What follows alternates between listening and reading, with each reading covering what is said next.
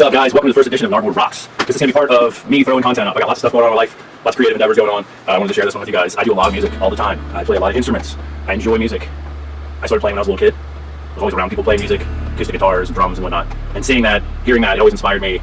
Hearing the radio, even hearing any song on the radio, any music that I could hear was always inspiring to me and always interesting. So I've always found music to be something magic and interesting and very cool, and it's like something that sort of defines the space between us, the void that's between us as humans, is like common ground and can be filled with music. And that music is a language that can transcend any verbal speech. If you want to speak in any tone, I can only speak bad language in any language you want, or English. But with music, I can sit down with any person anywhere in the world and play my instrument and be able to relate to them. So there's a lot of power to the language of music and the expression. So if you're listening, you can hear something on the radio, or as it is now, Spotify, YouTube, whatever you guys are listening to new music out there, you hear music somewhere. You can tell what kind of emotion is going into it, and whether it's like real, or it's jolly, or it's for entertainment, or if it's an expression that's like desperation, or if it's opera, there's a lot of emotion and a lot of like history and stories to be told in music. And folk music, people like keeping music simple and beautiful, good melody, really, really important is the message inside of those kinds of music. Then you have punk rock, which is about energy and about expression of verbal expression of angst and trouble inside and problems, and going through problem solving and finding alternatives and using aggression and energy to create a powerful change in your life through this powerful mechanism of music. Heavy metal, same kind of concept, but it's a little bit more about speed and technique and groove and drive. There's a lot of styles of music, everybody's got their own interests and stuff. But for me, growing up as a little kid, I always tried to take in the full spectrum of music what it had to offer. And I learned how to play recorder in 5th grade when I was 10 years old. 10 years old, I got this 2 hands. It was very annoying. And from there the next year it was like band. Oh, do you want to be in band? Well, for me, being in school, being in class wasn't the coolest thing. And so the opportunity to escape the classroom and get no hands-on opportunity seemed cool. So I went for that. And going in there, the first thing I thought about was like, I'm playing the drums. I wanted to play the drum set. And the band director's like, no, you don't need to play the drum set. And I was like, well, why? Because you don't know how to read music, you don't understand timing, you don't understand rhythm, and piano is a prerequisite. And had I been a little bit smarter, in fact, I should have utilized, in fact, this is such an annoying thing. Okay, kids out there right now, if you've done 5th grade music, you play the recorder, you get to 6th grade, your band director says, you can't play drums because you don't know how to play piano, because you need to learn how to read music and understand time. Say, I can. I learned how to play the recorder, this is a quarter note, this is an 8th note, this is a whole note, this is a rest. Fuck you, pay me. And you get on those drums. And don't let somebody tell you they have to fucking play trumpet, which is what happened to me. I wasn't able to play the drums, so I played trumpet. And my school ended in 7th grade. We went from elementary school to high school straight away. Elementary school, high school. 8th grade, I'm now the youngest guy in high school. 9th grade, 10th, 11th, 12th. And I'm in that band with him. And it is like completely different for me. I went from being like a beginner to being the best beginner to being like the worst at being the best in the band. I had such potential. I love so many different types of music. I would put on the headphones and listen to Metallica. I would listen to Metallica every night. And Justice for All, like 11 or 12 years old, listening to Justice for All, studying it, even before I was in band.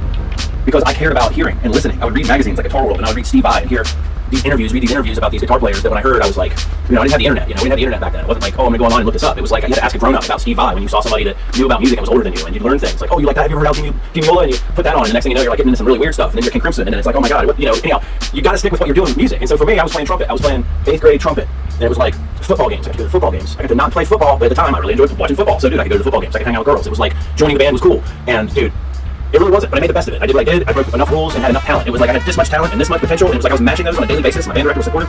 8th grade, boom, most improved band member of the entire band, from top to bottom of that first year. 8th grade, boom. 9th grade, boom, best new freshman player, boom, was me. And I went to a football game freshman year, 9th grade, maybe 14 years old, and I played a baritone horn. It's a tuba mixed with a trumpet. It's in between a trombone and a tuba in its range. And lucky for me, it was in treble clef, so the trumpet fingering, these 3 fingers, totally the same on the baritone horn. This one was like a forward bell, some upright bell. The upright bell is the euphonium, I've got one over there. But the baritone horn was so cool because it was like I could pick it up and play the songs that I knew on the trumpet, but like I was really into Metallica and Sabbath and like Geezer Butler, hearing that bass like warping, and all of a sudden this horn is like I'm like, this is super cool. So I asked the band director, can I play the baritone horns to the trumpet? I went on and I played the baritone horn. I played concert band, I played marching band, I played in jazz band.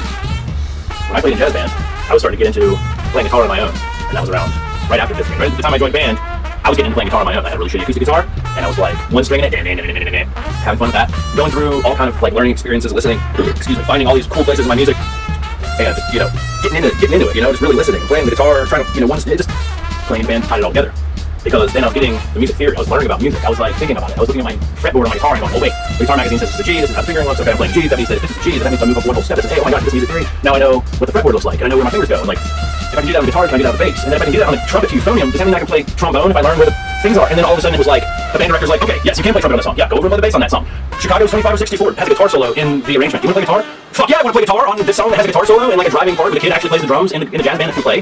So it was like, learning how to be able to play music in all these different places made it to where when I went home with my instrument now, which was the guitar, in fact it was this guitar. this guitar over here was like, this is so cool because, you know, I don't know if you guys out there know about Killer Clowns from Outer Space, man. If you haven't seen it, check it out. But like, this is amazing. It's a scalp fret guitar given to me by Enoch Kane from the Dickies. And they did the theme music for Killer Clowns from Outer Space. When I was in high school, in the early years, my mother and he were in a relationship, and he was a huge musical influence to me. And he was probably one of the most influential people at that time because, knowing now the internet, look him up, Enoch Kane from the Dickies, man. He was an incredible guitarist. Bob Lansing, epic dude. His parents were like actors. His dad was on Star Trek. His mom was on General Hospital. You know, and I'm like 12 to 14, like that age range. And he gave me this guitar. Scalp frets, EMG pickups, Charvel body jack, Strat headstock. Amazing guitar. I practice all the time, and I go home with all of the negative space from all the band shit. Playing trumpet, playing euphonium, playing pieces that were like emotionally charged, and using this euphonium to ride these waves. You know, I say euphonium because I switched from baritone horn to a 4-valve upright bell instrument when my band director goes, you know what, we need to get you a great instrument because you're an amazing player.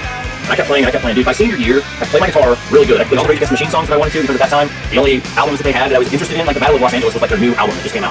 And it was like, I could play all the first record in Evil Empire, and I could play whatever songs that I wanted to. If I just listened to them, I could play along with them. And like, I had a breakthrough at like maybe age 15 where I was like, I went from listening to Iron Maiden at age 12 and hearing them and not digging them because I couldn't get in with the singing. I didn't like Bruce Dickinson's voice, and I was like, this is like pirate music. And now it's like I can't really live without that kind of shit. Like I need that shit. And like this record right here, coming out of the woodwork with fucking. That's right. Obviously, epic record. The year I was born, 1984. Shout out to the young kids now that are getting older with this new world of the internet. But like hearing that Maiden when I was 12, it was like, I don't know, man. I just don't know. This is like, I love the music, but I can't get down to sing. By 15, I was down to fucking sing. And it was like, having all these influences around me, all this stuff swirling around in my brain. Music, you know, all that music. It was like, man, I want to start a band. There wasn't anybody around me. I live in a rural area in the country, and there aren't like kids that are just like, damn, I want rock and roll. And I've always been like, damn, I want fucking rock and roll. And it's true. Like one of the big things that broke my heart was that Enoch ended up, you know, things with my mom didn't work out. You know, he left, and then I lost track of that guy. And you know, he came back around when I was 21 and played music. He heard some of my music, told me how incredible it was, and it was like really empowering. And then he, you know, went on and he actually passed away soon after that visit.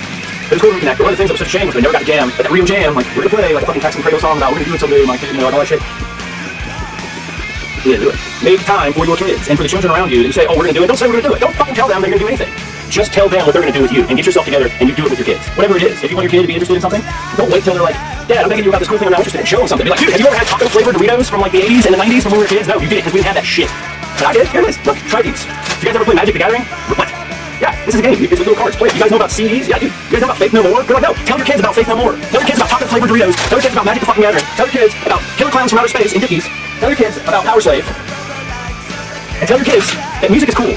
And that playing that stupid little whistle when you're 10 years old can lead to a world where someday you get to like have a recording studio and be able to play whatever instrument you want and be able to share your ideas with people and valuable, passive, tangible, wonderful output of expression that's 100% unique to you. And you don't have to like use it as a tool to get somebody to like you or to make money. You can just play music and learn and feel and listen. And be careful what music you listen to. Enjoy your lives, enjoy your day. I'm Sean the Dead. Thanks for watching Gnargore Rocks and Gnargore Talks because this has been a great conversation and I appreciate the ideas and the venue here to share with you on YouTube. So check me out my other videos. I got Gnargore Cooks, I got Gnargore Paints, I got Gnargore Destroys, playing Dark Souls and Bloodborne. I've got epic footage. I've spent years playing these games and on my PlayStation 4 hitting save video. I have never had a valuable computer that had any kind of speed or abilities, and now I do. So I've taken the PlayStation 4 hard drive and I dumped video into mine. I'm doing video editing for Dark Souls videos, so I'm making funny little, trying to make them about a minute long just to show you how those boss fights that you're just having trouble with can be crushed if you have fun with it. So I got some of that stuff coming out. Of course, Gnargore Paints. Watch the videos and we paint it. It's so much fun. But as of right now, it looks like Gnargore Cooks. So if you're into things like this, me talking about this, if you're not, I don't care. This is about me. This is about me sharing with you. This is about the idea of getting things out there, learning things, sharing things. If you don't know about Killer Clowns from Outer Space and Iron Maiden, Power Slave, these are things that you need to look back in time and find because it's not going to just pop into your lap. Somebody's not just going to go, oh, hey, guess what, blah, blah, blah. But I come from a time where we actually like had to do stuff and think and care. And we didn't worry about like skin color or gender or identity. And we didn't like want to hurt people's feelings. We were just all assholes. And the more of an asshole you were, the less your feelings got hurt. And then everybody could just have fun with each other and not take everything so seriously and we could all be friends. And the one place that I know, for one fact that I do know in this world, is that if you go see Iron Maiden in concert, these dudes right here, oh, they're not, you gotta open up the record to see them. Those dudes bring people together in a community. And if you don't agree with what people have problems with, I don't even understand people. I don't have problems with people have problems with people. I guess it's like religion and politics and like opinions and like body language and like, it's all just silly. Don't even think about all that stuff. What you gotta do is think about what it's like, you know, a place, you have thousands and 10,000s of people together with a purpose. It's perfect. To celebrate how wonderful it is to be alive and gather with music and dance. So like all these people love it, man. You love music of all different types.